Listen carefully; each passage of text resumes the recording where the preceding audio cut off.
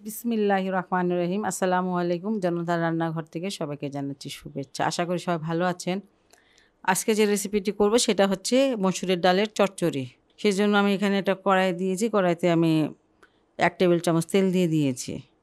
আর এখানে হচ্ছে রসুন, একটা মানে দেশি রসুন যেটা আমাদের, একটা ছোট সাইজের রসুন নিয়েছি। কয়েকটা কোয়াগুলো অবশ্য করে নিয়ে আস্তে আস্তে কোয়া, আর 2টা নিয়েছি পেঁয়াজ।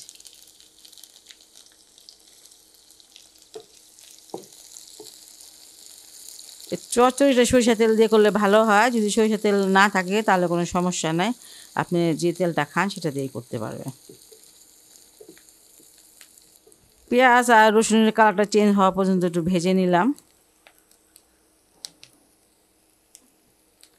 এবার আদা রসুনের পেস্ট দিয়ে দিচ্ছি আধা চামচ।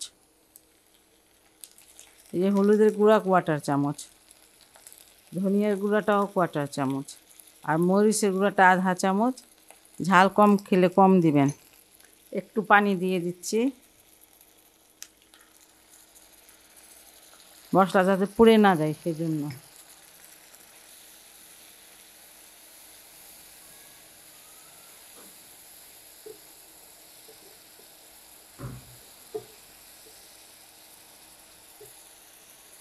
স্বাদ মতন লবণ দিয়ে দিলাম।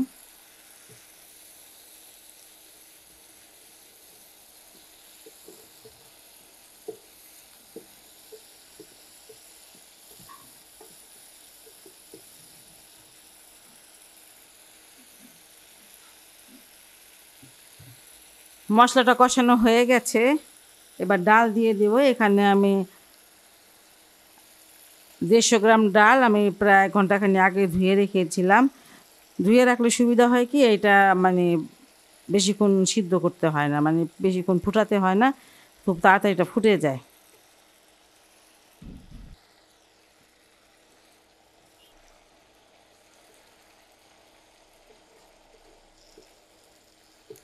ডালটাকে একটু কষিয়ে নিব।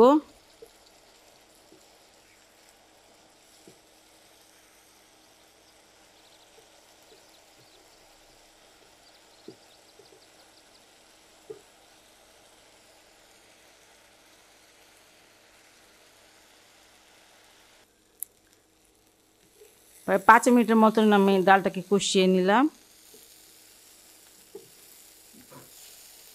এটা কষানো হয়ে গেছে। আর 150 গ্রাম দিয়েছি ডালের জন্য আমি 300 গ্রাম দিচ্ছি পানি, ডবল পানি দিতেছি।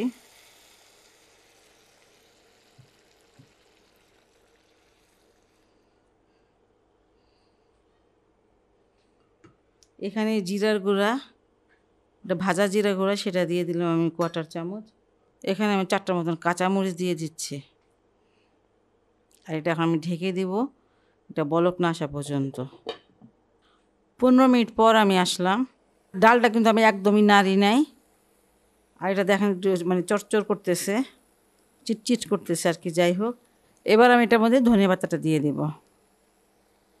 ডালটা অত মানে গলা হবে না, আপনারা যে দেখবেন যে দেখেন যে করলে একদম গলে যায়, কিন্তু এটা দেখতে একটু আস্তে আস্তে থাকবে, এই জন্য নাড়াচাড়া বেশি করা যাবে না।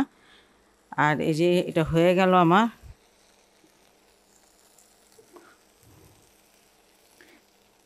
চুলাটা এখন আমি বন্ধ করে দিব।